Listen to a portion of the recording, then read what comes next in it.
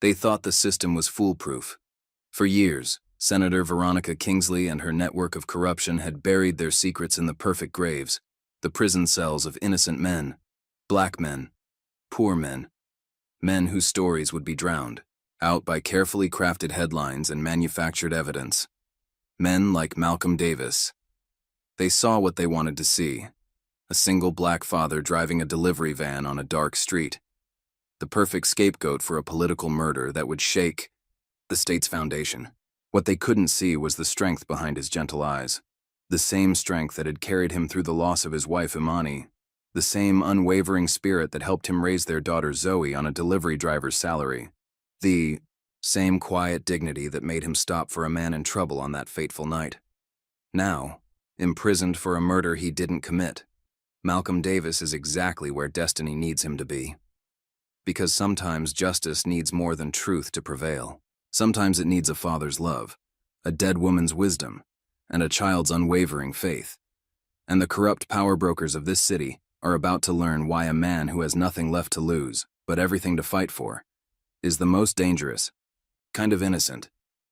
They thought they were choosing an easy target. Instead, they armed the bullet that would bring their empire down, because in their arrogance, they forgot the most important rule of power. Even a whispered truth can shatter the loudest lies. And Malcolm Davis's truth was about to become a roar. Just before we get back to it, I'd love to know where you're watching from today. And if you're enjoying these stories, make sure you're subscribed, because tomorrow's special episode is one you definitely don't want to miss. Malcolm Davis gripped his delivery van's steering wheel, glancing at the digital clock on the dashboard. 7:42 p.m.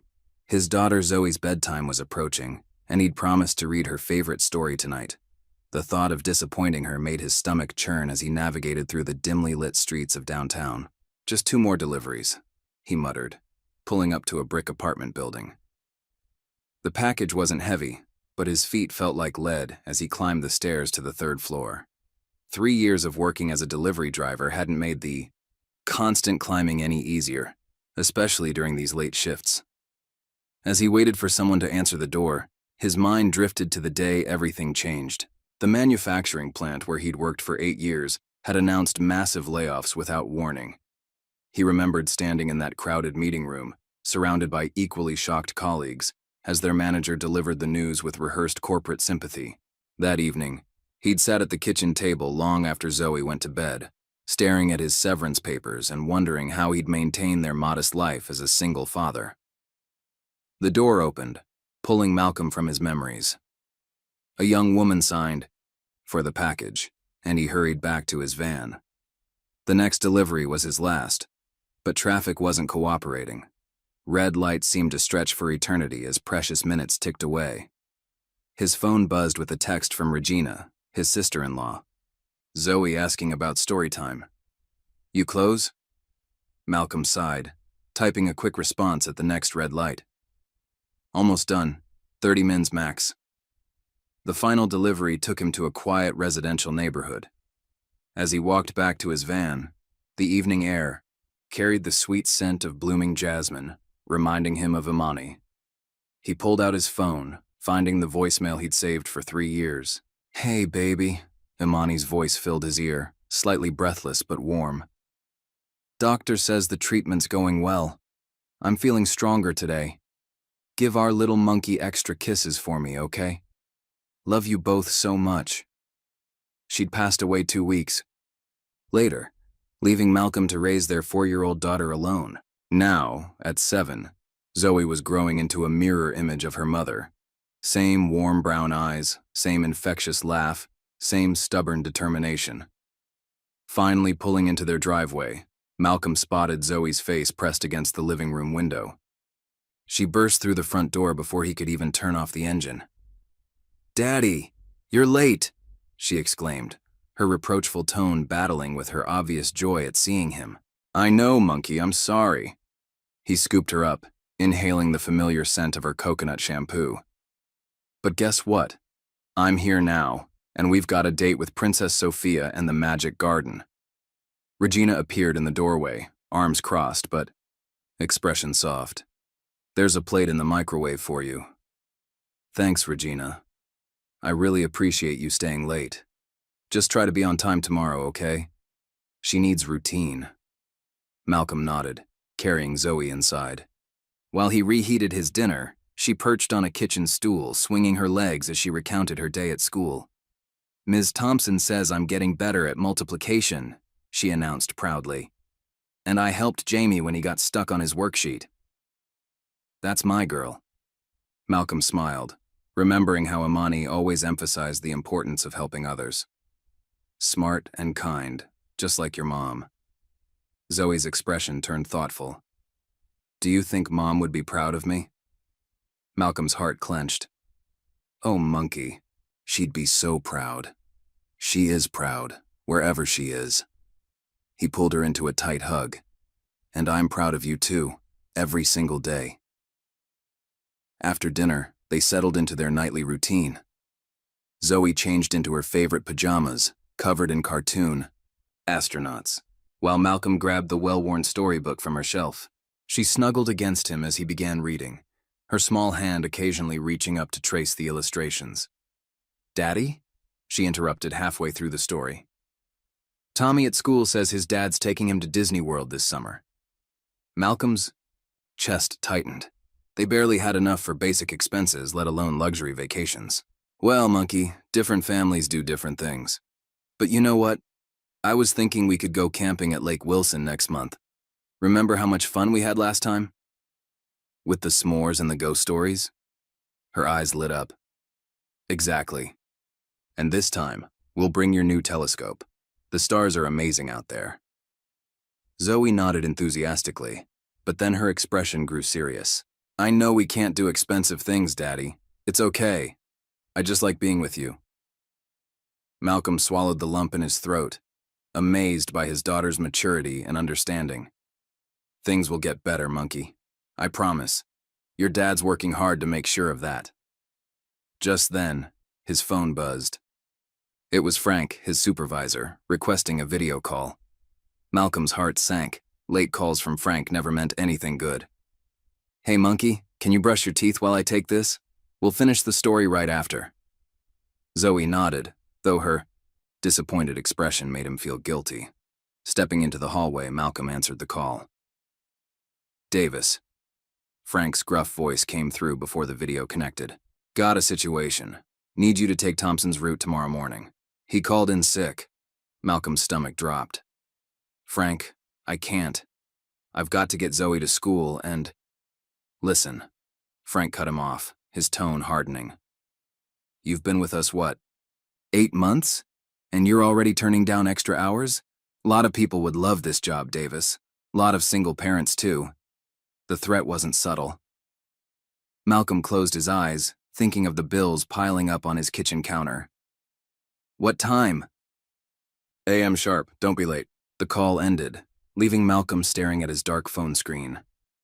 From the bathroom, he could hear Zoe humming while she brushed her teeth. The sound reminded him of Imani, who used to make up silly songs about dental hygiene to make their daughter laugh. Returning to Zoe's room, he found her already tucked in, clutching her favorite stuffed elephant, a gift from Imani during her last hospital stay. Everything okay, Daddy? Everything's fine, monkey. He settled back beside her, reopening the book. Now, where were we? Ah yes, Princess Sophia was just about to discover the magical fountain. After finishing the story and giving Zoe an extra tight goodnight hug, Malcolm retreated to the kitchen. Regina had left a note about grocery shopping they needed to do, along with a stack of Zoe's school papers requiring his signature. He mechanically signed each one, his mind racing, with calculations about how to make ends meet with their current budget. The old voicemail from Imani played in his head again. Give our little monkey extra kisses for me. He was trying so hard to give Zoe everything she needed, to be both mother and father, but sometimes it felt impossible. Setting his alarm for 4:30 a.m., Malcolm tried to get some sleep, but rest proved elusive. He tossed and turned, thinking about the extra shift, about Zoe's understanding smile when he couldn't afford expensive things, about Imani, and how different their life would be if she were still here. The next morning arrived too quickly. Malcolm moved through his pre-dawn routine like a zombie, careful not to wake Zoe. Regina would arrive soon to get her ready for school. The streets were eerily empty as he drove to the delivery center, streetlights casting long shadows across the pavement. Hours later, exhaustion weighed heavily on Malcolm as he made his way home from the double shift.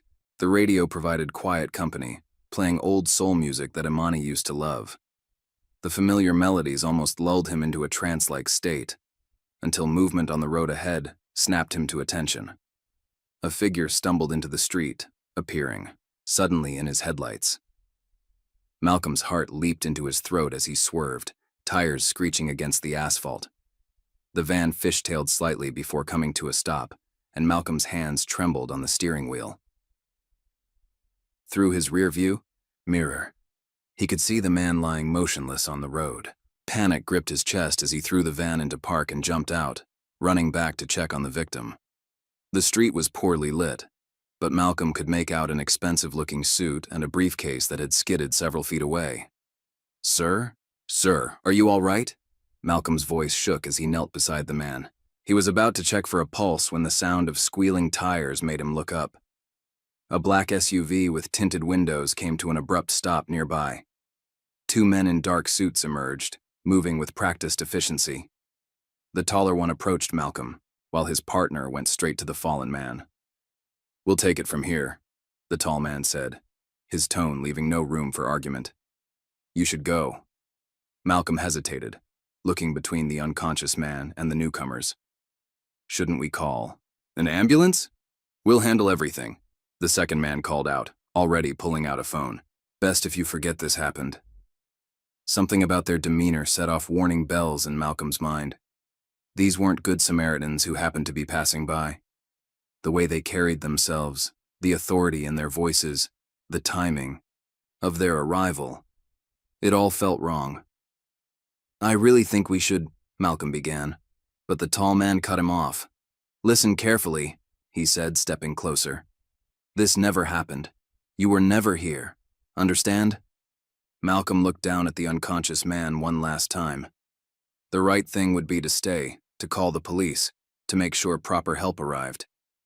But then he thought of Zoe, of Frank's veiled threats about job security, of how a single father with a criminal record would struggle to find decent work.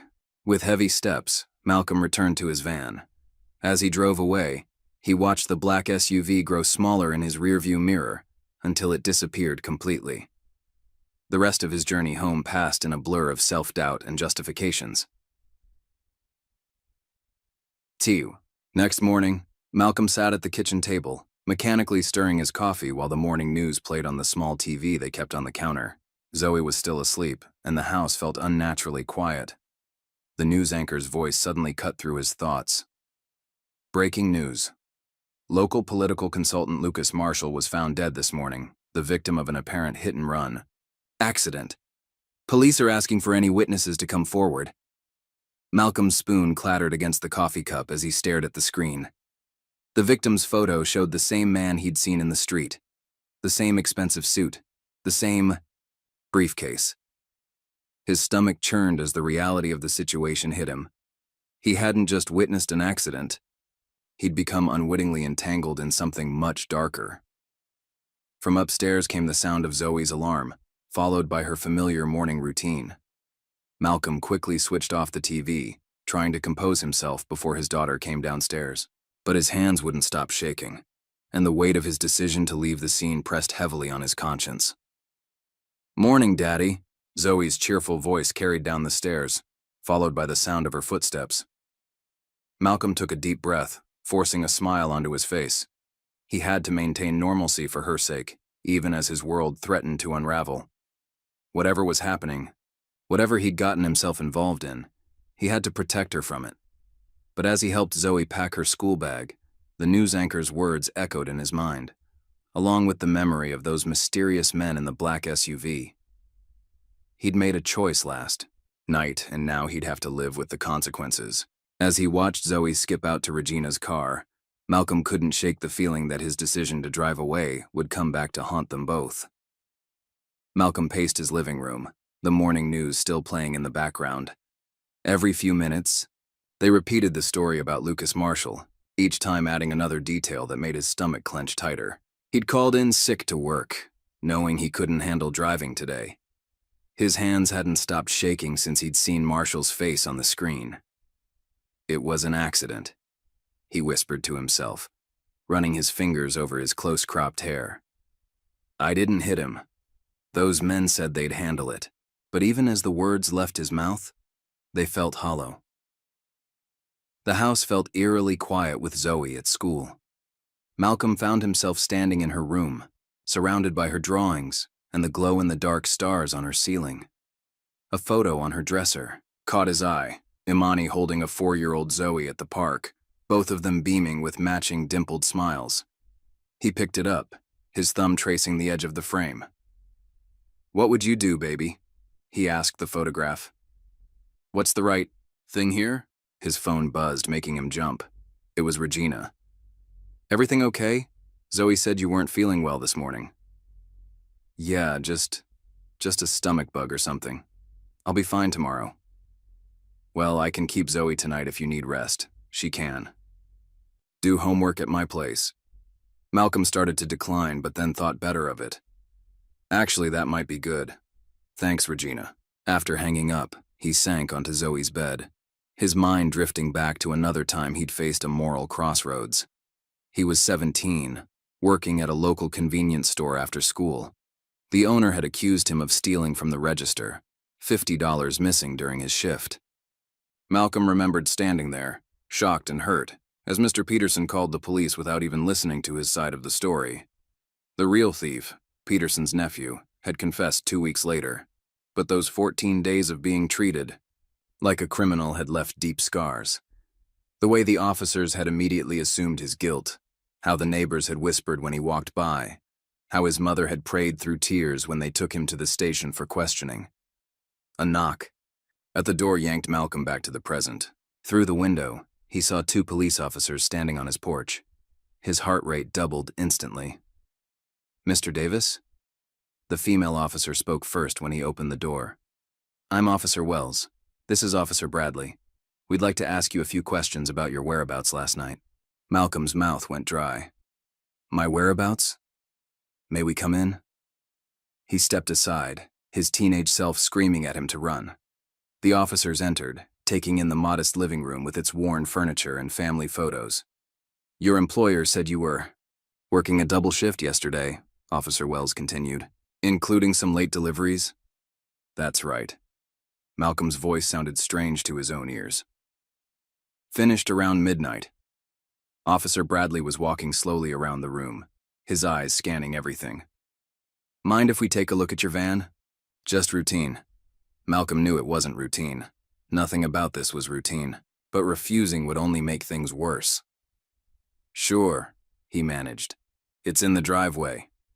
The morning sun felt too bright as they stepped outside. Malcolm watched as Officer Bradley circled the van, stopping at the front bumper. His stomach dropped when the officer crouched down, examining something. "Mr. Davis, are you aware of any recent damage to your vehicle?" "No, Malcolm's voice trailed off as Officer Bradley pointed to a small dent and some scratches he hadn't noticed before. Dark thoughts crept in. Had those men done something to his van after he left? "Interesting," Officer Wells said, her tone shifting. "Because we have evidence from a hit-and-run scene that matches this damage pattern exactly." Malcolm's world started to tilt. "Wait, I can explain." "Malcolm Davis," Officer Bradley cut him off. "You're under arrest for the hit-and-run death of Lucas Marshall, and for leaving the scene of a fatal accident." The rest happened in a blur. The cold metal of handcuffs around his wrists. The familiar Miranda rights that he'd only heard on TV before. The neighbors peeking through their windows as the officers led him to their patrol car. "Please," he said as they reached the car. "My daughter. She'll be home from school soon. I need to call her aunt." Officer Wells's expression softened slightly. "We'll make sure someone contacts your family." The ride to the police station felt like a nightmare. Malcolm kept seeing Zoe's face, imagining her coming home to an empty house. The processing at the station was equally surreal. Fingerprints, mugshot, personal belongings cataloged and stored away. They put him in an interview room, where he sat for what felt like hours. Finally, the door opened, and a tired-looking man in a rumpled suit entered. "Malcolm Davis? I'm Richard Warner, your public defender." He dropped a stack of files on the table without making eye contact. "They're charging you with vehicular manslaughter and leaving the scene of a fatal accident. Looking at serious time here." Malcolm leaned forward. "Listen, I didn't hit anyone. I was there, yes, but—" "Save it." Richard cut him off, finally looking up. "The evidence is pretty damning. Damage to your van matches the victim's injuries. Your cell phone places you at the scene. Multiple witnesses saw a delivery van matching yours fleeing the area." "Witnesses?" Malcolm's blood ran cold, thinking of the men in the black SUV. "What witnesses?" Before Richard could answer, the door opened again. A tall woman with sharp features entered, followed by two officers Malcolm hadn't seen before. "Mr. Davis," she said, her voice carrying an authority that filled the room. "I'm Detective Sarah Harper. I'd like to hear your version of events." Something about her direct gaze made Malcolm want to tell the truth, but as he opened his mouth, Richard interrupted. "My client won't be making any statements at this time." Detective Harper's eyes lingered on Malcolm for a moment longer before she nodded. "All right. But Mr. Davis, if you change your mind, I'm interested in the truth, whatever that might be." After she left, Richard sighed heavily. "Look, they're offering a deal. Plead guilty. They'll recommend minimum sentence. Maybe 5 years. 5 years? Malcolm's voice cracked. "My daughter's 7. I can't leave her for 5 years. I didn't do this." "Then you're looking at 15 to 20 if convicted." "At trial, which given the evidence is likely." Malcolm's head spun. He thought of Zoe growing up without him, spending her teenage years with only Regina to guide her. "I need to make a phone call, please." They led him to a phone, where he dialed Regina's number with trembling fingers. "Malcolm, what the hell is going on? The police came to my house." "Regina, I'm so sorry. I need you to take care of Zoe. Just for a little while, until I can sort this out." He heard her take a sharp breath. "Malcolm Davis, what have you done?" "Nothing. I swear, Regina, I'm innocent. But they're saying they have evidence. Please, just take care of my little girl. Don't let her see me like this." Regina was quiet for a long moment. "Of course I'll take care of her. But Malcolm, if you're lying to me, I'm not. I swear on Imani's memory, I'm not." After hanging up, Malcolm was led to a holding cell. As he sat on the hard bench, his mind wandered to another part of town, where other conversations about Lucas Marshall were taking place. In a luxurious office overlooking the city, Veronica Kingsley stood at her window, watching the sunset paint the sky in shades of orange and pink. Her campaign posters covered one wall. "Kingsley for Senate, a voice for change." "It's handled," a man's voice said behind her. Elliot Grayson sat in one of her leather chairs, his normally pristine suit showing signs of a long day. "The driver's been arrested. Evidence is in place. Witnesses are cooperative." Kingsley turned, her expression unreadable. "And the files? No sign of them in Marshall's belongings. If he made copies, we'll find them. He'd better not have." Kingsley's voice carried an edge of steel. "This campaign is too important to be derailed by a bleeding heart like Lucas." "The police bought our story completely," Grayson assured her. "Just a tragic hit and run by a delivery driver with a record of reckless driving." Kingsley raised an eyebrow. "Record being added to the system as we speak. Amazing how paperwork can get lost and found at convenient times." Meanwhile, in another part of the police station, Detective Harper sat at her desk, reviewing the evidence from the Marshall case. Something didn't add up. The damage to the delivery van seemed too perfect, too precisely matching the victim's injuries. And the witnesses' statements read like they'd been copied from the same script. She pulled up Malcolm Davis's record on her computer. Clean, aside from that teenage incident that was quickly cleared up. Single father, steady employment. History. No signs of reckless behavior. Not exactly the profile of someone who'd leave a man to die in the street. Her phone buzzed with a text from an unknown number. Not what it seems. Dig deeper. Harper stared at the message for a long moment before deleting it. She'd been a detective long enough to trust her instincts, and right now, they were screaming that Malcolm Davis was being set up. Back in his cell, Malcolm lay on the thin mattress, trying to imagine how he'd explain this to Zoe. His daughter was smart, too smart sometimes. She'd know something was wrong the moment Regina made excuses for his absence. A memory surfaced. Zoe at age 5, after Imani's funeral, looking up at him with those serious eyes. "Are you going away too, Daddy?" "Never," he'd promised her then. "I'll always be here for you, monkey." Now that promise was broken, shattered by a single night's events and choices he couldn't take back. As darkness fell outside his small cell window, Malcolm closed his eyes, seeing again those mysterious men in their black SUV, hearing their assured voices. "We'll handle everything." They'd handled it all right. They'd handled it by setting him up to take the fall. In her home across town, Regina sat on the edge of Zoe's bed, watching the little girl sleep. She'd managed to avoid telling her the full truth, claiming Malcolm was helping police with an investigation, but she knew that excuse wouldn't last long. Zoe stirred in her sleep, clutching the stuffed elephant Malcolm had given her. "Daddy?" she mumbled. Regina's heart broke a little. "Shh, sweetie. Everything's going to be okay." But as she said the words, she wondered if anything would ever be okay again. Her phone sat heavy in her pocket, filled with missed calls from reporters already sniffing out the story. By morning, everyone would know. Malcolm Davis, the murderer.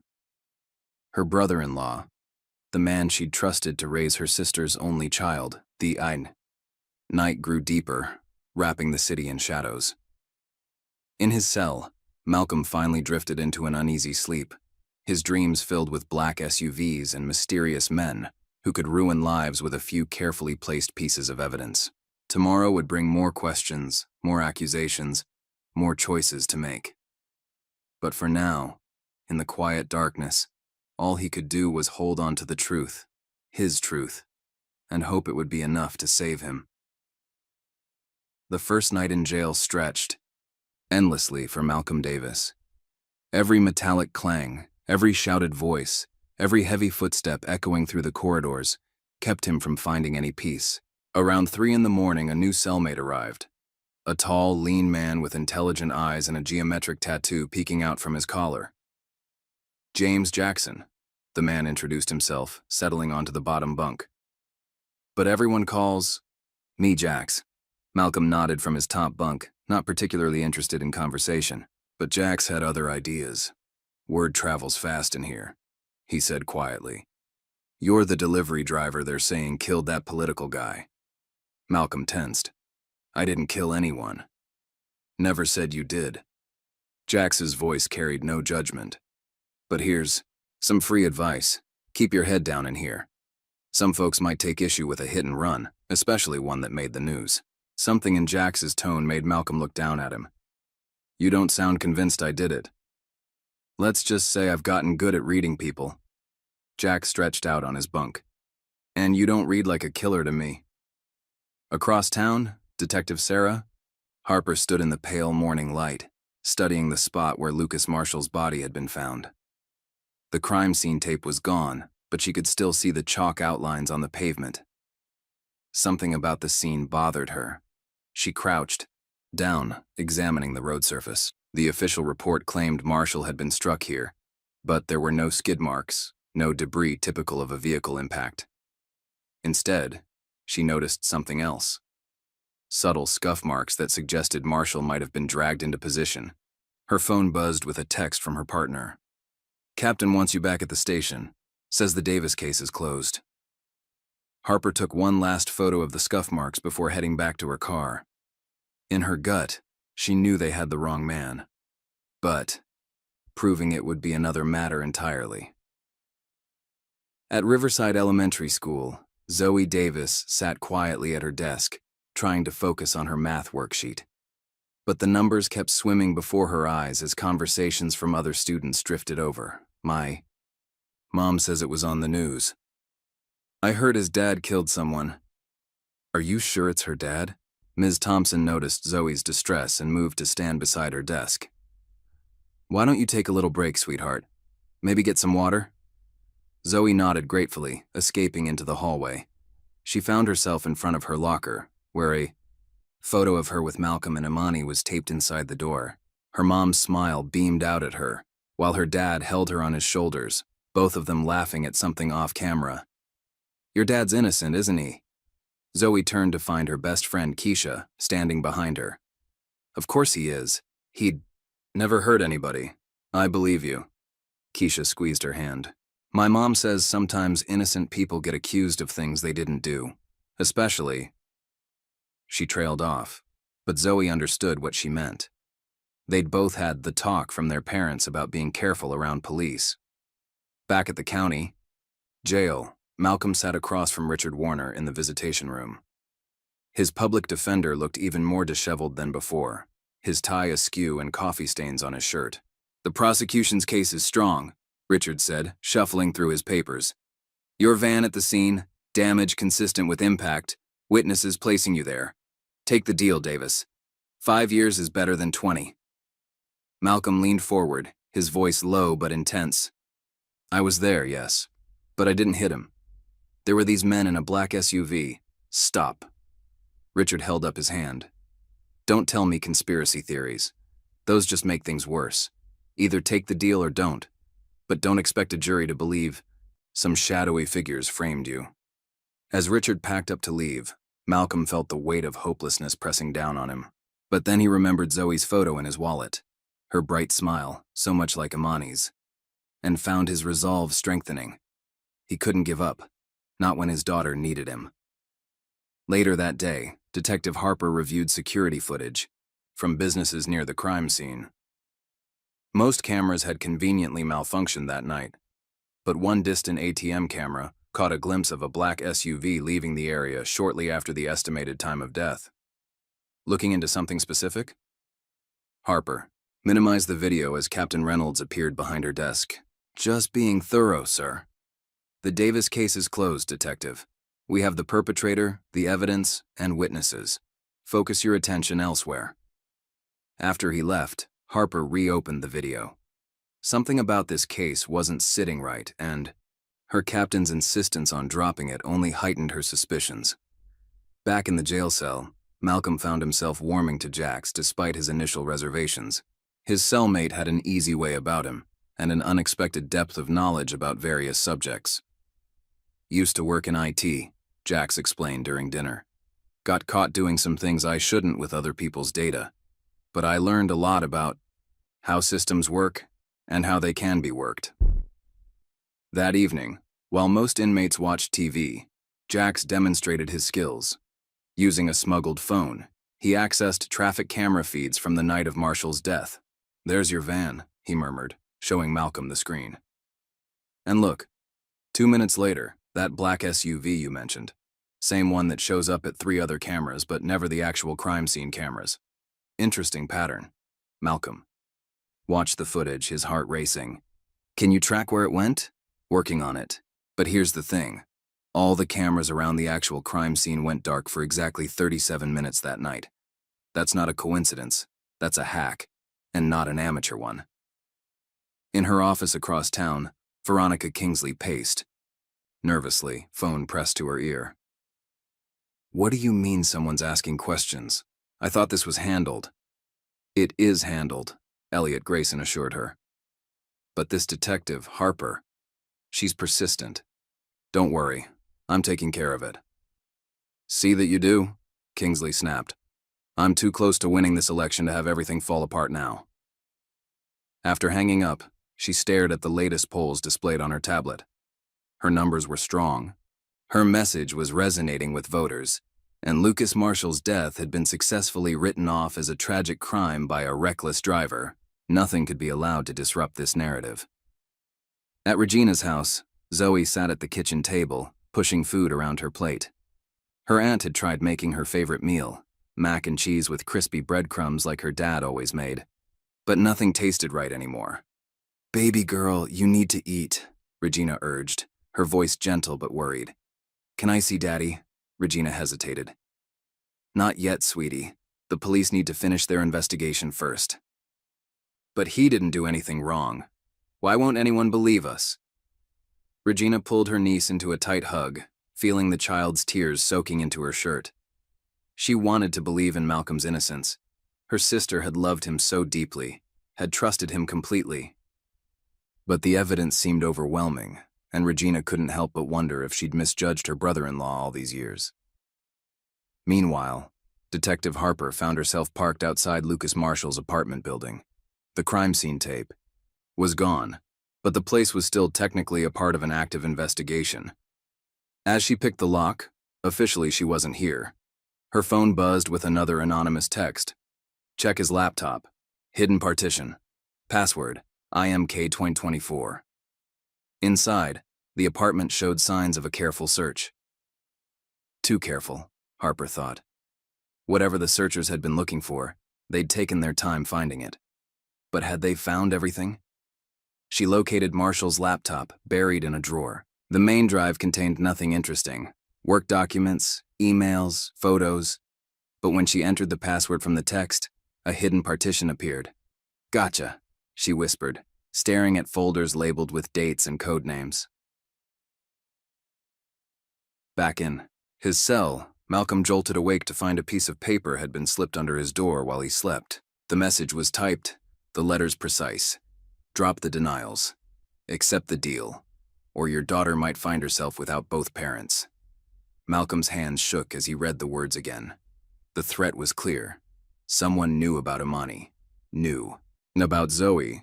Knew exactly how to hurt him most. He showed the note to Jax, who studied it carefully. High-quality paper, his cellmate observed. Not the kind you find in prison.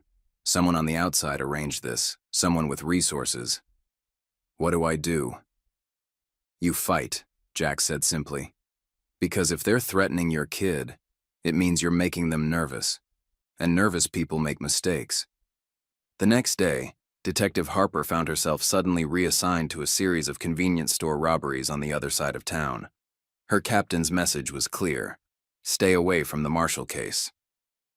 But as she cleaned out her desk drawer, preparing to hand over her files, her phone buzzed one more time. The number was different, but she knew it was the same source. Tomorrow. 3 p.m. Riverside Park. Bring the laptop. Harper looked at the stack of Marshall case files she was supposed to transfer to another detective. Making a decision, she slipped the laptop and key files into her bag. Sometimes she knew. Justice required working outside the system. In his cell, Malcolm lay awake, thinking about the note, about Zoe, about how quickly his life had unraveled. Beside him, Jax typed quietly on his hidden phone, hunting through traffic camera footage and public records. Davis, Jax whispered suddenly. I found something. That SUV? It's registered to a shell company, but I traced the ownership. You're not going to believe who it leads to. Before he could elaborate, heavy footsteps approached their cell. Jax quickly hid the phone as a guard appeared. Davis, the guard called. You've got a visitor. Malcolm followed the guard to the visitation room, expecting to see Richard with more pressure to take the deal. Instead, he found himself facing Detective Harper. Mr. Davis, she said quietly. I think we need to talk about what really happened that night. The early morning light filtered through the prison library's barred windows as Jax hunched over a worn computer terminal, his fingers flying across the keyboard. Malcolm watched nervously as his cellmate dug deeper into Lucas Marshall's past. Got it, Jax whispered, turning the screen slightly. Marshall worked for Kingsley's campaign 3 years ago, internal communications director. Resigned suddenly with no explanation. Malcolm leaned closer, studying the employment records Jax had somehow accessed. Why would a communications director end up dead in the street? Because sometimes people, in that position, learn things they shouldn't. Jax minimized the window as a guard passed by. Especially during election seasons. Their conversation was interrupted by a guard calling Malcolm's name. Davis visitor. In the visitation room, Malcolm found a woman he didn't recognize, mid-30s with close-cropped natural hair and sharp, intelligent eyes. She introduced herself as Rachel Washington, an investigative journalist. "I've been looking into Marshall's death," she said quietly, "and I don't believe for a second you killed him." Malcolm studied her carefully. "Why are you here?" "Because Lucas Marshall contacted me 3 weeks before his death. He had information about campaign finance irregularities, corporate kickbacks, offshore accounts. But he wanted proof before going public." Rachel leaned forward. "The night he died, he was supposed to meet me with documents." Malcolm's mind raced back to the briefcase he'd seen skid across the pavement. "The men in the SUV took his briefcase." Rachel nodded. "Exactly. And now I'm getting warnings to drop the story, same as you're probably getting warnings to take a plea deal." Before Malcolm could respond, a guard approached with an envelope. "Mail for you, Davis." Inside was a child's drawing, Zoe's distinctive style immediately recognizable. She'd drawn herself and Malcolm under a bright sun, with the words, "B. Brave Daddy," written in careful letters across the top. Malcolm's vision blurred as he traced his daughter's artwork. "Mr. Davis," Rachel's voice drew him back. "I know you're scared for your family, but Marshall died trying to expose something big. Help me finish what he started."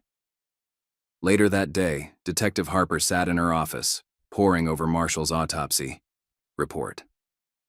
The official cause of death was blunt force trauma consistent with a vehicle impact. But as she studied the photographs, something caught her eye. "These injuries," she muttered, comparing them to similar cases. "They're too precise, too localized." She pulled up photos of typical hit-and-run victims, noting the chaotic pattern of injuries compared to Marshall's eerily systematic wounds. Her phone buzzed, Rachel Washington's number. "I made contact with Davis. He's ready to talk." "Good," Harper replied, "because this autopsy is telling me Marshall was killed before he ever hit the pavement. The hit-and-run was staged."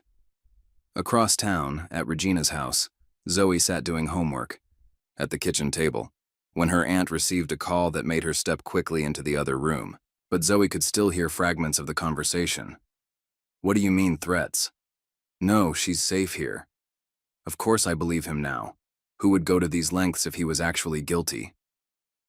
Zoe remembered the way some parents had pulled their children away from her at school, as if her father's alleged crime was contagious. But Keisha had stayed by her side, glaring at anyone who dared whisper about Malcolm Davis's daughter. Back in their cell, Jax worked his technological magic. Again, this time tracking the black SUV's license plate through various traffic cameras from the weeks before Marshall's death. "Look at this pattern," he showed Malcolm. "Same vehicle, following Marshall for days. They were hunting him." Malcolm remembered the way the SUV had appeared so quickly that night. "They were waiting for something." "For him to make a mistake," Jax agreed. "You were just in the wrong place at the worst time." Perfect, Patsy. Meanwhile, Rachel had tracked down one of Marshall's former colleagues, a nervous man named David Fuller, who agreed to meet in a quiet diner on the edge of town. "Lucas was acting strange those last few weeks," Fuller admitted, constantly checking over his shoulder. "Staying late, making copies of old files. Said he had to make things right." "What things?" "Campaign finances. Donations that didn't add up. Shell companies making massive contributions. He said..." Fuller's voice dropped to a whisper. "He said Kingsley was selling votes before she even had them." Rachel recorded everything, knowing this was just the surface. Did he keep copies of what he found? Had to. Lucas documented everything, said it was insurance. Fuller checked his watch. "I have to go. I shouldn't even be talking about this." As Rachel watched him hurry away, she didn't notice the black sedan that pulled away from the curb, following Fuller's car. Detective Harper, meanwhile, had stationed herself near Kingsley's campaign headquarters, photographing everyone who came and went. Her patience was rewarded when she spotted Elliot Grayson emerging from the building, engaged in an intense conversation on his phone. Using a telephoto lens, she managed to capture several clear shots of his face. Running them through facial recognition software brought up an interesting history. Multiple aliases, connections to various political cleanup operations, and a pattern of being in the right place whenever inconvenient problems disappeared. Back. In the prison, Malcolm received another visitor, Richard Warner, looking more frustrated than ever. "The DA's offer won't be open much longer," Richard warned. "And now I'm hearing about threats to your daughter? Take the deal, Davis." 5 years. She'll still have a father when you get out. Malcolm closed his eyes, remembering Zoe's drawing. "Be brave, Daddy." "No deal. I won't plead guilty to something I didn't do." "Then you're a fool." Richard gathered his papers. "And you're on your own." After Richard left, Malcolm was escorted back to his cell, only to find it had been ransacked during his absence. Jax's hidden phone was gone, along with any evidence they'd gathered about the SUV. "They hit 3 other cells too," Jax explained when Malcolm found him in the common area. "Made it look random, but they knew exactly what they were after." "Did they get everything?" Jax smiled slightly. "Please, I'm smarter than that. Everything's backed up to a secure server they'll never find." That night, Malcolm lay on his bunk, thinking about Imani. She'd always said the truth had a way of rising to the surface like air bubbles in water. "Just have to be patient," she'd tell him when he faced injustice, "and be ready to grab hold when it appears." His thoughts were interrupted by a commotion outside. Inmates were gathering around the common area TV, where breaking news showed David Fuller's car wrapped around a tree, a tragic accident caused by brake failure, according to the initial reports. "That's not an accident," Jax said quietly from below. "That's a warning." The next morning, Rachel paced her small apartment, surrounded by notes and photographs connected by red string. Fuller's death had shaken her, but it also confirmed she was on the right track. Her phone buzzed with a text from an unknown number. "Loading dock, Kingsley Media Building, midnight. Bring the files." She immediately called Harper. "They're making a move, tonight." "We'll be ready," Harper assured her. "I've got a team I trust. Just be careful, Fuller's death wasn't subtle. They're done playing games." In his cell, Malcolm received word that he had another visitor. Expecting Rachel or Harper, he was surprised to find Regina waiting instead. "Zoe misses you so much," she said without preamble. "But she never doubts you're innocent. Not for a second." She slid a new drawing across the table. Zoe had drawn their family again, this time including Imani as an angel watching over them. "I'm sorry about all this, Regina. I never meant to put her in danger." "Listen to me, Malcolm Davis." Regina's voice was fierce. "My sister chose you for a reason. She knew your heart, your strength. So you hold on to that strength now. For Zoe, for Imani, for justice." As Malcolm returned to his cell that evening, a fight broke out in the corridor. In the chaos, someone slammed him against the wall, pressing a shank against his ribs. "Last warning," a voice growled in his ear. "Take the deal." But before the blade could break skin, the attacker was yanked away.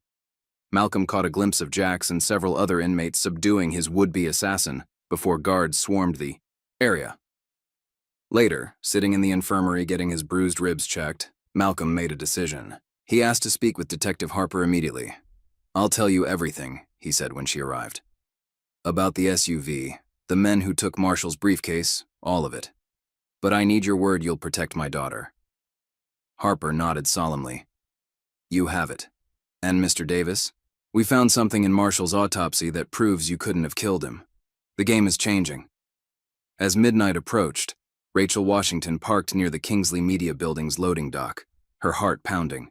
In her bag, she carried copies of everything she'd discovered: Marshall's employment records, Fuller's testimony, financial documents showing a pattern of corruption that went far beyond normal political maneuvering.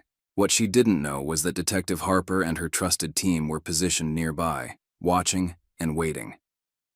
And in his cell, Malcolm Davis held his daughter's drawing, silently praying for everyone working to uncover the truth. The truth that had cost Lucas Marshall his life. The truth that had nearly cost Malcolm his freedom. The truth that now threatened everyone trying to expose it.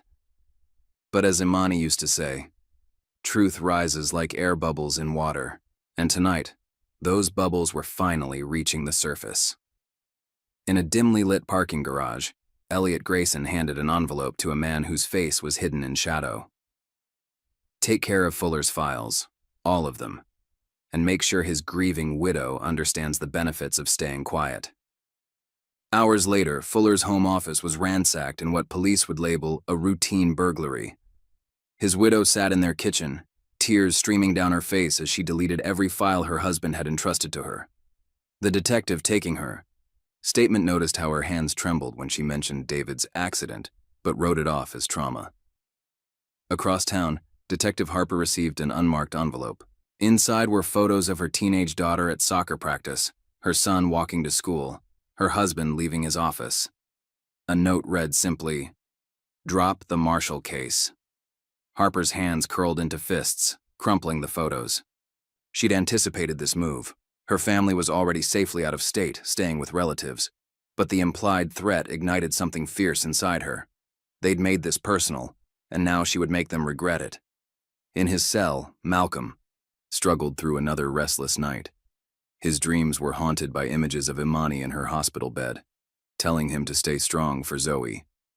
He'd wake with tears on his cheeks, the memory of his wife's voice fading like morning mist. "They're getting desperate," Jax observed from the bottom bunk, his voice barely a whisper in the pre-dawn darkness. Fuller's death wasn't subtle. They're scared of what he told Washington. Malcolm stared at the ceiling, thinking of the growing list of people in danger because of what they knew. "How deep does this go?" "Deep enough to kill for," Jax replied. "The question is, what were they hiding that made murder worth the risk?" At Regina's house, Zoe sat at the breakfast table, pushing her cereal around the bowl. The morning news played quietly on the kitchen TV, showing Veronica Kingsley at a campaign rally. "My heart goes out to the Marshall family," Kingsley was saying, her expression perfectly calibrated to show concern. "And to think the perpetrator was living among us, delivering packages to our homes." Regina quickly changed the channel, but not before seeing Zoe's hands clench around her spoon. "Don't listen to her lies, baby. We know the truth." "Why does she hate Daddy so much?" Zoe asked, her young voice carrying wisdom beyond her years. "He never did anything to her." Regina pulled her niece close, breathing in the familiar scent of her coconut shampoo, the same brand Imani used to use. "Sometimes people in power will hurt anyone who gets in their way. But your daddy's strong, just like your mama was strong. And the truth always comes out eventually." Meanwhile, Rachel Washington was reviewing the security footage Jax had managed to send her. The black SUV's movements painted a clear picture of surveillance and stalking in the weeks leading up to Marshall's death. But as she began drafting her exposé, her laptop screen suddenly went black. When it rebooted, every file was corrupted. Her backup drives showed the same damage. Years of investigative work, source documents, and evidence, all seemingly destroyed by a sophisticated cyber attack. "Nice try," she muttered, pulling a small device from her desk drawer. Jax had warned her this might happen, which was why they'd created multiple encrypted backups. She might have lost her other investigations, but the Marshall evidence was safe. Back at the prison, Malcolm received another visit from Detective Harper. Her usual composed demeanor was slightly frayed at the edges. "I need you to tell me everything again," she said, spreading photos across the table. "Every detail about the night Marshall died. Something's not adding up with the timeline." Malcolm closed his eyes, remembering. It was just past midnight. "I was tired from the double shift." He stumbled into the road. Stumbled or was pushed. Malcolm's eyes snapped open. "What?" "The autopsy shows defensive wounds on his hands and arms. Microscopic fibers under his fingernails. He fought someone before he died." Harper leaned forward. "Did you see anyone else on the street that night, before the SUV arrived?" Malcolm tried to remember, but everything had happened so fast. The headlights, the figure in the road, the screeching tires. "Wait," he said suddenly. There was a sound, like a car door closing. Just before I saw him in my headlights, I thought it was from one of the parked cars, but it could have been the SUV, already waiting in the shadows. Harper made notes. They weren't following Marshall that night. They were hurting him. In her luxurious office, Veronica Kingsley was reviewing polling data when Grayson burst in, his usual polish cracking. "We have a problem," he announced, closing the door. Fuller talked before he died, and his wife made copies of everything. Kingsley's perfectly manicured nails dug into her leather chair. "Find them. And this time, make sure there are no loose ends." "There's more," Grayson continued.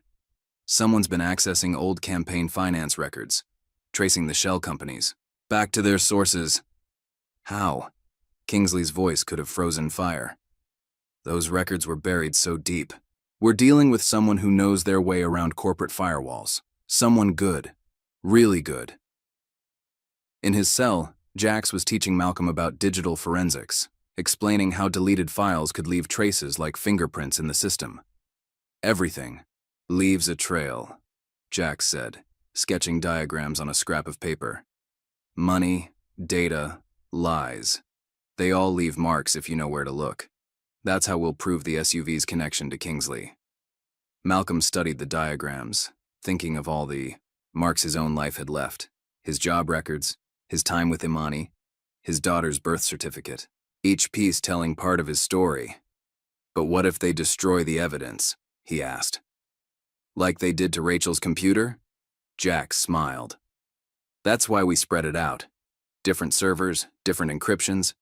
Try to destroy one copy. 2 more pop up somewhere else, like a digital hydra." Their conversation was interrupted by shouts from the common area. The TV news was showing breaking headlines. "Questions arise about Marshall death. New evidence suggests frame-up." The entire cell block fell silent as Rachel Washington appeared on screen, presenting documents that cast doubt on the official narrative. But halfway through her report, the feed cut out, replaced by a technical difficulties message. "They can't stop it now," Jax said quietly. "The story's out there." But within hours, every major network was running a different headline. "Disgraced reporter's history of fabrication exposed." Rachel's reputation was being systematically destroyed, her past work questioned, her credibility attacked from all sides. Detective Harper watched the character assassination unfold with growing anger. Her phone buzzed with a message from Rachel. "They can trash my name all they want. The evidence speaks for itself." That evening, as Malcolm tried to sleep, a guard appeared at his cell. "Davis, phone call. Family emergency." His heart stopped. Had they gone after Zoe? But when he reached the phone, he heard Regina's voice, tight with controlled fury. "They came to my house today," she said without preamble. "2 men in suits.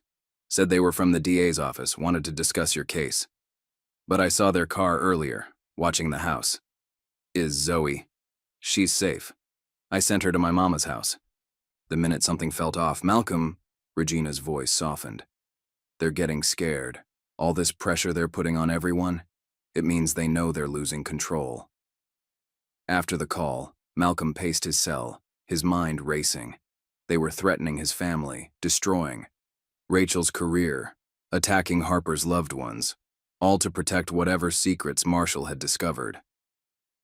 In her apartment, Rachel sat surrounded by the ruins of her professional life, but her determination hadn't wavered. She'd built her career, exposing corruption, giving voice to those silenced by power. They could take her reputation, but they couldn't take her mission. Her phone lit up with a text from an unknown number. "Storage facility, Unit 23, Marshall's real insurance policy." Meanwhile, Detective Harper was identifying the men who'd visited Regina's house. Their photos matched private security contractors with ties to several political campaigns, including Kingsley's. She sent a message to Rachel. "Got the facial recognition hits, same team that worked the Henderson scandal cover-up last year." Rachel's reply was immediate. "Henderson? The real estate developer who committed suicide before he could testify about zoning bribes?" A pattern was emerging, connecting dots across years of suspicious deaths and conveniently timed accidents. Marshall hadn't just stumbled onto campaign finance fraud. He'd discovered a systematic operation of corruption, intimidation, and murder. As midnight approached, Malcolm stood at his cell window, looking at the sliver of sky visible between the bars.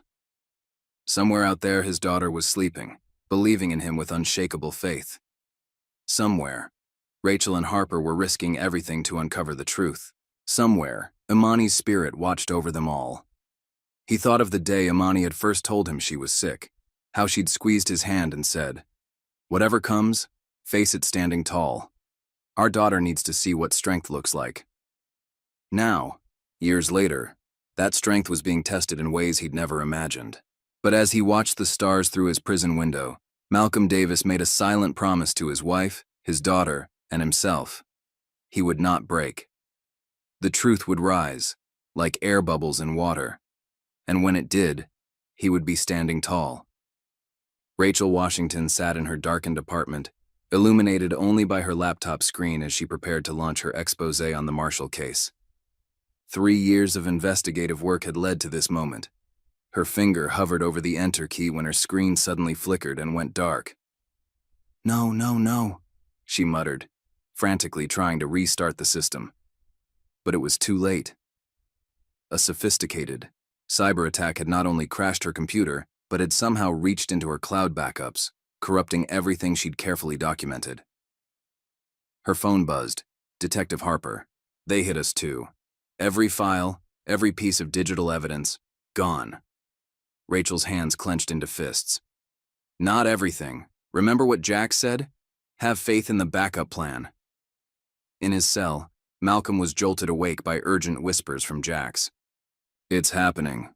They're trying to erase everything, but they don't know about the dead man switch I built." Malcolm sat up in his bunk. "The what?" "If they took down our primary servers, it automatically triggered uploads to dozens of independent news sites and social media platforms. They can't stop them all." Jax's grin was visible even in the darkness. "The truth is about to go viral." Across town, Elliot Grayson burst into Veronica Kingsley's office, his typically smooth demeanor cracking. "Madam Senator, we have a situation. The files, they're everywhere. Twitter, Facebook, independent news sites. Even if we take down one source, 3 more pop up." Kingsley's face remained eerily calm as she watched her campaign's carefully constructed facade crumble in real time. "Contain it. I don't care how. But I said contain it." Her mask slipped for a moment, revealing the desperation beneath. "I didn't come this far to let some bleeding heart reporter and a framed delivery driver destroy everything." Meanwhile, Detective Harper was interviewing Grayson, who'd been brought in for questioning about his connection to the Marshall case. The interrogation room felt thick with tension. "Let's talk about the black SUV," Harper said, sliding photos across the table. "Registered to a shell company that traces back to your private security firm." "Many people lease vehicles through my company," Grayson replied smoothly. "I can't be expected to track every—" "What about this one?" Harper interrupted, producing surveillance footage. "The same vehicle following Lucas Marshall for weeks before his death. The same one that mysteriously appeared minutes after Malcolm Davis supposedly killed him." A bead of sweat formed on Grayson's temple. "I want my lawyer." "Interesting timing," Harper continued. "Just like David Fuller's convenient accident. Just like the cyber attacks on Rachel Washington's investigation. Just like the threats against Mr. Davis's family." Grayson's lawyer arrived before he could respond. But Harper had seen what she needed. The flash of fear in his eyes when she mentioned Fuller's name. Back in the prison, Malcolm was called to an emergency meeting with his public defender, Richard Warner. The usually disheveled lawyer looked particularly agitated. "The DA's offering a new deal," Richard announced. 3 years, possibility of parole in 18 months. "What changed?" "Don't ask questions, just take it. Now." Richard's voice dropped to a whisper. "They're scared, Davis. Use that." Malcolm thought of Zoe's drawing. "Be brave, Daddy," and straightened his shoulders. "No deal. I want my day in court." Across the city, Rachel had relocated to a secure location, working with a team of tech experts to recover and verify the files Jax had distributed. The evidence was damning. Offshore accounts, falsified campaign contributions, systematic intimidation of whistleblowers. "Look at this," one expert said, pointing to a screen. Private security contracts signed the day before critical witnesses in the Henderson case disappeared or changed their testimony. Rachel's phone buzzed with a message from an unknown number. Storage unit was compromised, but Marshall had a final failsafe. Check St. Mark's Church, basement archive. He taught Sunday school there. In the prison's visitation room, Malcolm sat across from Regina and Zoe. His daughter's eyes were bright with unshed tears, but her chin was raised proudly. "I heard some kids at school saying bad things about you," Zoe said. "But I told them my daddy's a hero. That you're fighting for the truth, just like Mama always said we should." Malcolm's throat tightened. He glanced at Regina, who nodded slightly. They'd prepared Zoe for the possibility that things might get worse before they got better. "That's right, monkey," he managed. "Sometimes telling the truth is the hardest thing you can do, but it's always the right thing." After his family left, Malcolm returned to find Jax engaged in an intense conversation with another inmate. "They found Marshall's church records," Jax reported. "Washington and Harper are moving to secure them now." "Will they get there in time?" "They'd better, because Kingsley's people are already on the move." At St. Mark's Church, Detective Harper arrived just as two men in suits were leaving the basement. "Archive." She drew her weapon. "Police! Stop right there!" The men fled, dropping a file folder. Harper recovered it, finding photocopies of what appeared to be Marshall's personal notes. But the originals were gone. Her phone rang. Rachel. "Tell me you got them." "Partial," Harper replied. "But look at your email. You're going to want to see this." Rachel clicked the attached photos and caught her breath. Marshall had documented everything: dates, times, witnesses, names of shell companies, amounts of laundered money, details of coordinated intimidation campaigns. "This is it," she whispered. "The smoking gun." Meanwhile, Grayson sat in his holding cell, weighing his options. His lawyer had made it clear the evidence was mounting, and someone would have to take the fall.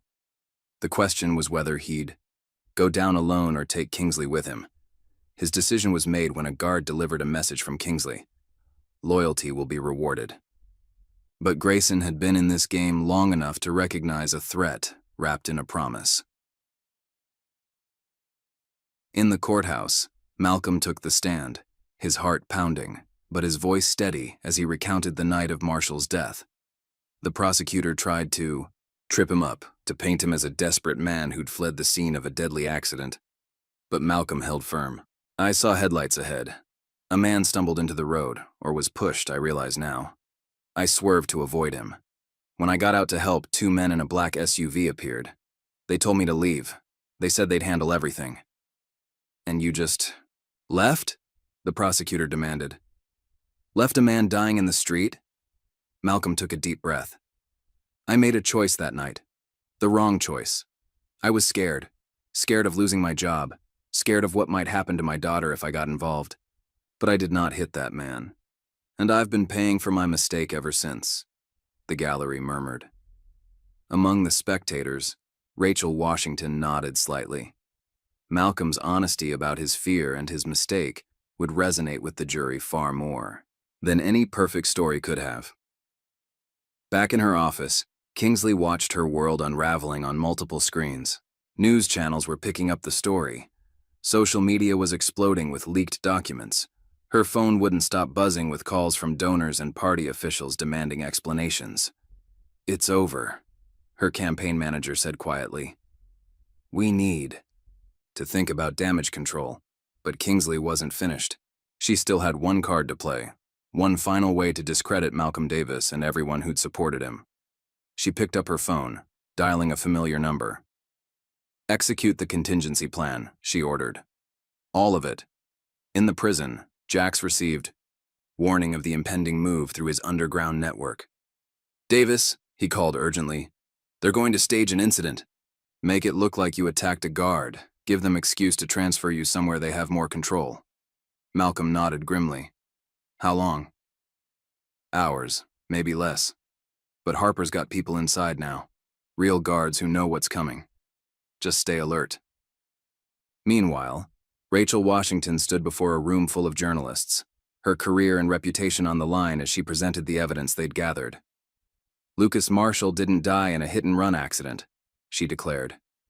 He was silenced because he discovered a network of corruption that reaches into the highest levels of our government. Malcolm Davis wasn't a killer. He was a convenient scapegoat, chosen because they thought no one would look too closely at another black man accused of a violent crime. She projected images onto the screen behind her, documents, photographs, transaction records. But they made a mistake. They didn't count on Mr. Davis's strength. They didn't count on Detective Harper's integrity. They didn't count on the courage of others who've risked everything to expose the truth. As Rachel spoke, Detective Harper was leading a team to arrest key members of Kingsley's organization. One by one, the people who'd helped orchestrate Marshall's death and Malcolm's frame-up were being taken into custody. In his cell, Malcolm held Zoe's drawing, thinking of Imani. You were right, baby, he whispered. The truth does rise. Just had to be patient. Just had to be strong.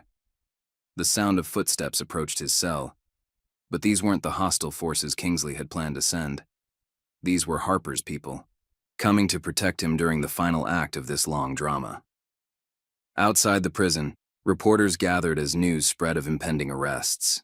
Inside, Malcolm Davis waited, knowing that soon he would walk out of those gates, not just a free man, but a vindicated one.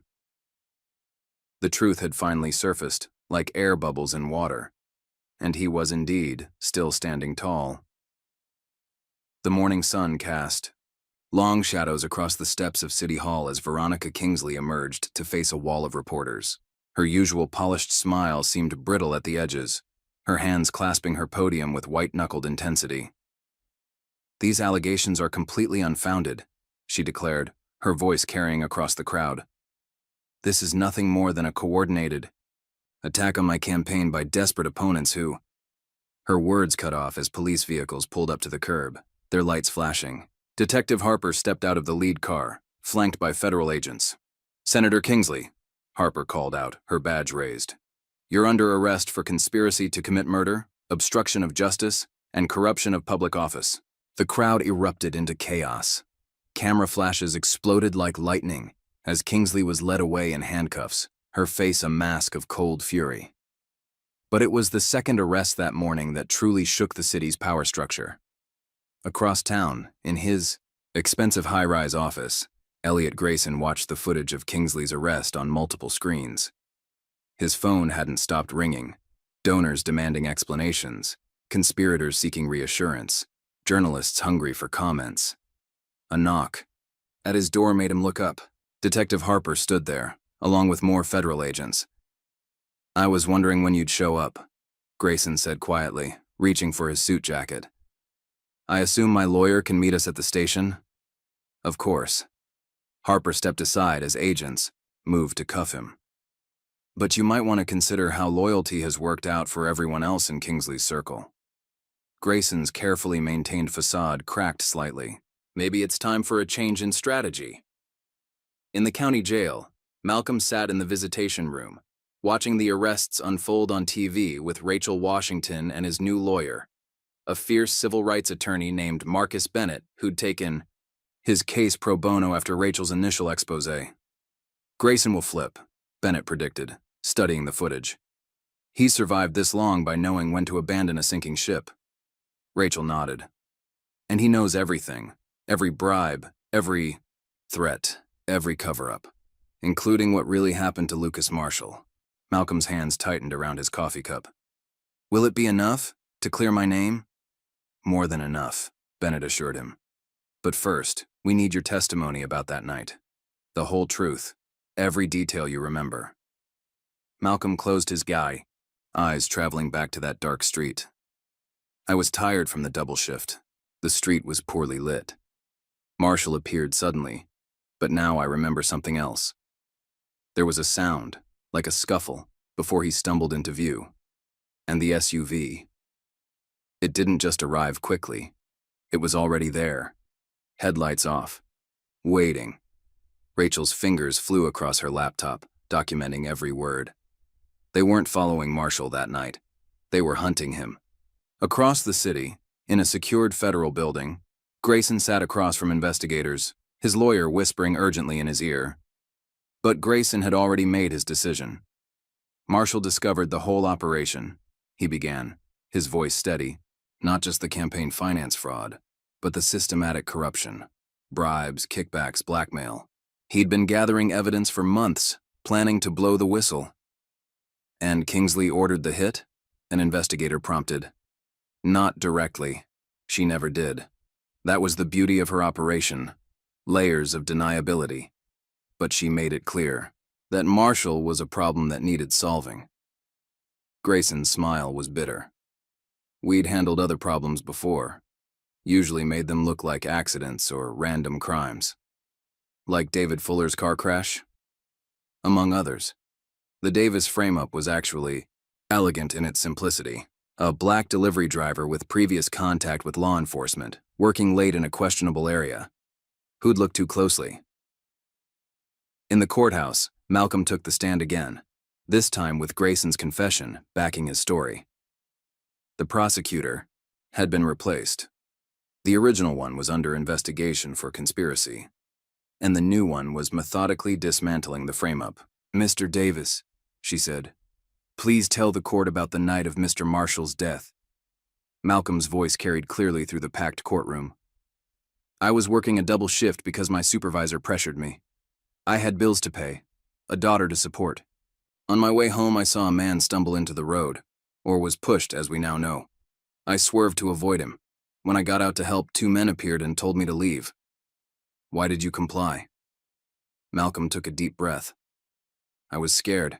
I'd had trouble with the law before, a false accusation when I was younger. I knew how the system could work against someone like me. I had my daughter to think about, so I left, and I've regretted that choice every day since. But you didn't kill Mr. Marshall? No, ma'am. Based on the autopsy and Mr. Grayson's testimony, he was already dead when I arrived. They used my presence to cover up their crime.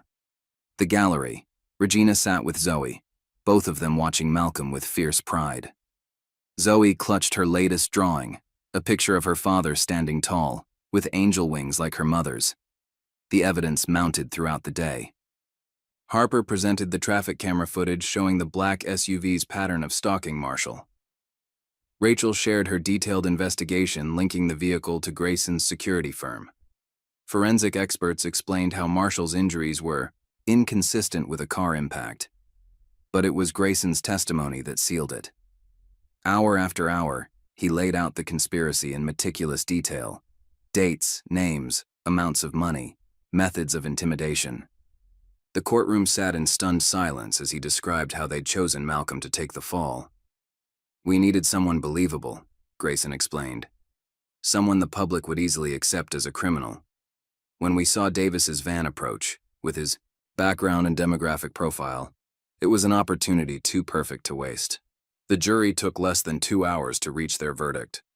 When the forewoman stood, her voice rang with certainty.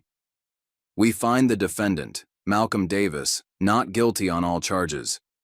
The courtroom erupted. Regina hugged Zoe tightly as tears streamed down both their faces. Rachel and Harper exchanged triumphant looks, and Malcolm simply closed his eyes, letting 3 words wash over him. Not guilty. Not guilty. Not guilty. Outside the courthouse, reporters swarmed as Malcolm emerged a free man. Cameras flashed as he hugged Zoe, lifting her high into the air as she squealed with joy. Mr. Davis, how does it feel to be exonerated? What's your message to Senator Kingsley? Will you be filing a civil suit? Malcolm held up his hands for quiet. Zoe now perched on his hip. Right now, I just want to go home with my daughter. But I do want to say this. The truth matters. Justice matters. And sometimes you have to stand firm, even when the whole world seems against you. He looked down at Zoe, then up at the sky, thinking of Imani, wondering if she could see this moment. My late wife always said that truth rises like air bubbles in water. You just have to be patient, be strong, and be ready to grab hold when it appears. Back in her holding cell, Kingsley watched the coverage on a small TV, her face growing darker with each passing moment. Her empire was crumbling, her allies turning against her, her carefully constructed public image shattered beyond repair. When her lawyer arrived, his news was grim. They have everything. Grayson's singing like a bird. Other conspirators are making deals. The FBI's investigating past cases, looking for similar patterns. And Davis's civil rights attorney is preparing a lawsuit that will make headlines for months. Kingsley's mask finally cracked completely. I want to make a deal. It's too late for that, her lawyer said quietly. You're the biggest fish they've caught. They'll make an example of you. Meanwhile, Harper and Rachel sat in a quiet bar, sharing a celebration drink. To justice, Harper proposed. To truth, Rachel countered. To both, a voice added. They turned. To find Jax, released early for his cooperation, joining them. And to back up servers they never found. Across town, Malcolm carried a sleeping Zoe into their home for the first time in months. Regina had kept everything exactly as they'd left it, even the breakfast dishes from that fateful morning still in the drying rack. Welcome home, baby brother, Regina said softly, watching him tuck Zoe into her own bed at last. Malcolm stood in his daughter's doorway, watching her sleep. The glow-in-the-dark stars on her ceiling cast a gentle light, and her stuffed elephant, the one Imani had given her, was clutched tightly in her arms. We did it, baby, he whispered, thinking of Imani. We stood tall, just like you always said. Tomorrow would bring new challenges, reporters, lawyers, the long process of rebuilding their lives. But tonight, Malcolm Davis was simply a father watching his daughter sleep in her own bed. Finally free, finally vindicated, finally home. 6 months after his exoneration, Malcolm Davis stood before a different kind of crowd. Instead of reporters and cameras, he faced a room full of hopeful faces, mechanics in navy blue uniforms, each wearing a name tag with Davis Auto Care emblazoned above their names. Welcome to orientation, he began, his voice carrying the quiet confidence of a man who'd found his purpose. Some of you might recognize me from the news, but today isn't about that story. Today is about new beginnings. The settlement from his civil rights lawsuit had been substantial. Malcolm had used it not just to secure his family's future, but to create opportunities for others. The auto repair shop had been his dream since his manufacturing days, and now it was reality. A state-of-the-art facility, specifically hiring and training people who needed second chances. In the office upstairs, Zoe sat doing her homework, occasionally peeking through the window at her father below. At 8 years old now, she'd grown taller, but her eyes still held that same mixture of wisdom and joy. Her latest drawing was pinned to the wall. Their family portrait now included the shop, with Imani's angel wings spreading protectively over it all. A knock at the door made Malcolm look up from the training session. James Jackson stood there, grinning broadly. Hope you're still hiring ex-cons, Jack said, stepping into the room. Because it turns out my IT skills translate pretty well to modern automotive diagnostic systems. Malcolm embraced his former cellmate, now a free man thanks to his role in exposing the conspiracy. Man, you know there's always a place for you here.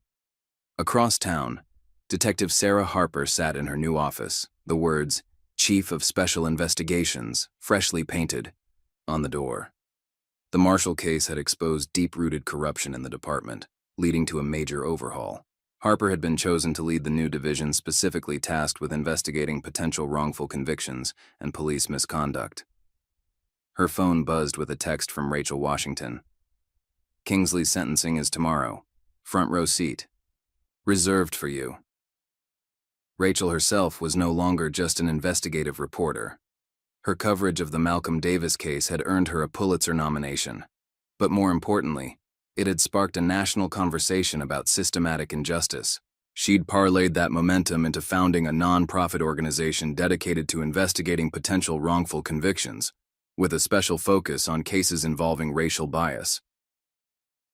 The organization's first major victory had been helping to free Marcus Johnson, another black man whose conviction had been connected to Kingsley's web of corruption.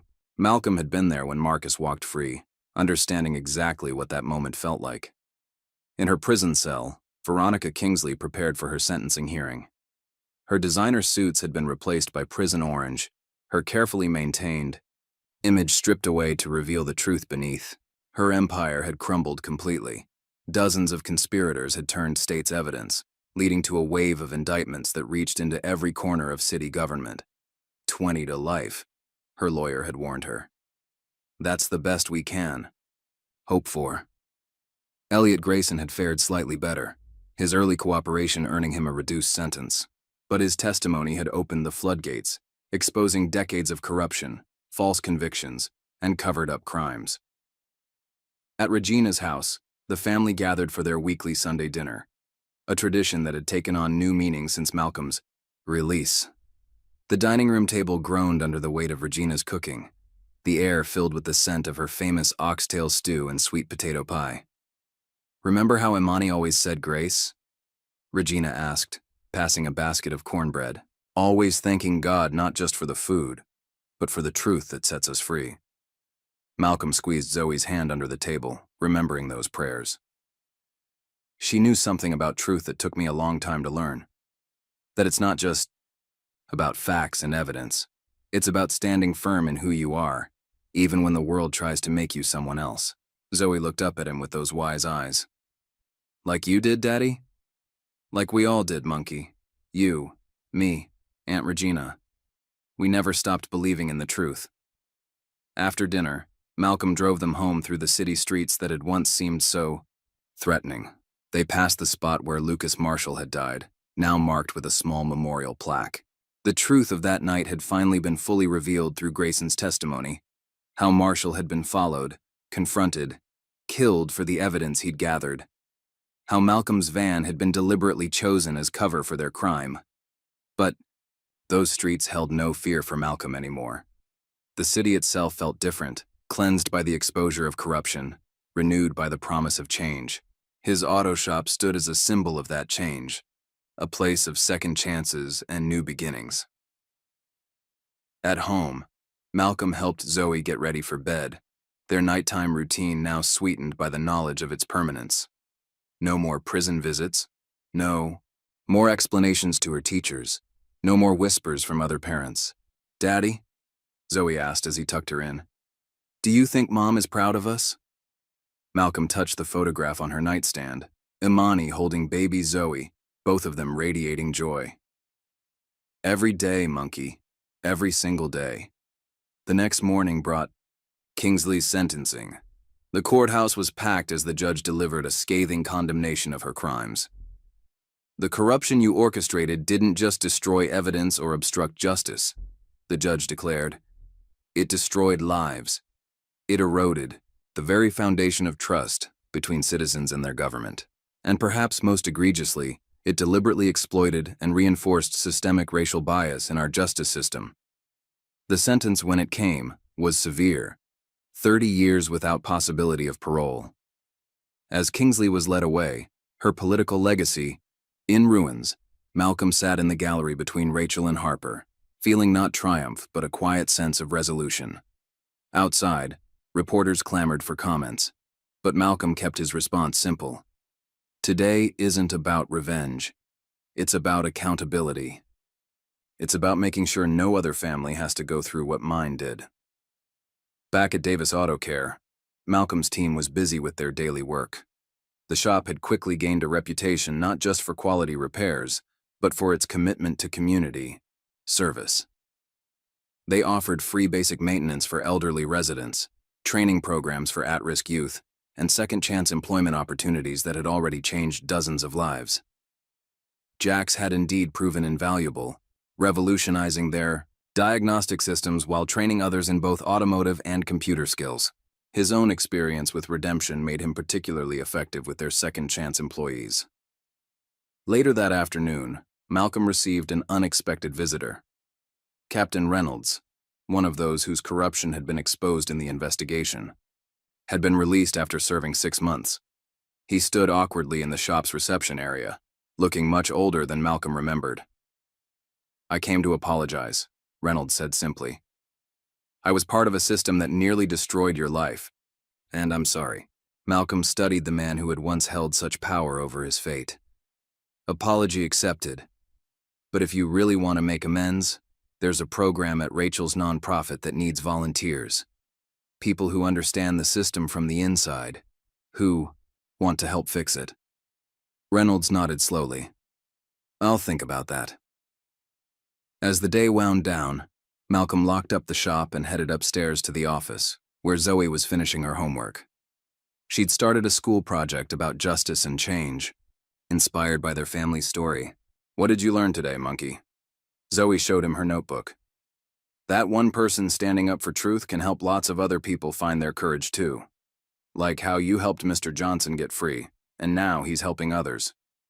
Malcolm smiled, remembering something Imani used to say: "Courage is contagious, and truth has a way of multiplying." That evening, they drove to the community center where Malcolm now gave weekly talks to young people about resilience and justice. But tonight was special. He was sharing the stage with Rachel, Harper, and Marcus Johnson, each offering their perspective on how truth had transformed not just one man's fate, but an entire city's understanding of justice. As Malcolm looked out at the eager faces in the audience, he felt Imani's presence strongly. She would have loved this. Seeing how their family's pain had been transformed into purpose, how their struggle had become a source of hope for others. Later that night, as Malcolm tucked Zoe into bed, she asked for a story. Not from her books, but from his heart. "Tell me again," she said, "about how the truth rises like air bubbles in water." Malcolm smiled, settling beside her. "Well, your mama used to say that truth is like those bubbles in a glass of soda. You can try to hold them down, try to keep them hidden, but they'll always find their way to the surface. You just have to be patient, be strong, and be ready to stand in that truth when it finally appears. Like you did. Like we all did, Monkey. And like we'll keep doing every single day." As Zoe drifted off to sleep, Malcolm stood at her window, looking out at the city lights. Somewhere out there, someone else was facing their own struggle for justice. But maybe, just maybe, his family's story would give them the courage to stand tall, to hold on, to believe in the power of truth to rise. Just before you go, how many other Malcolm Davises do you think are out there right now, fighting battles against systems designed to bury their stories? The answer might make you uneasy. If this story moved you, hit that subscribe button and join us for more powerful narratives of justice, resilience, and the human spirit. Remember to like and share, because sometimes the most important truths are the ones we help others discover.